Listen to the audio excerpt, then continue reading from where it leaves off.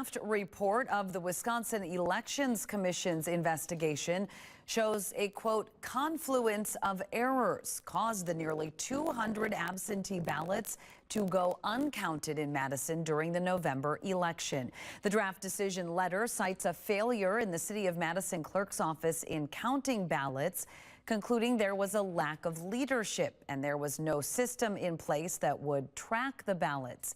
Mary Beth Witzel-Bale is accused of violating 5 election laws. Whether she is actually charged with any crimes will be up to the Dane County District Attorney. Witzel-Bale resigned in April. The commission will vote on the findings and recommendations next week, July 17th.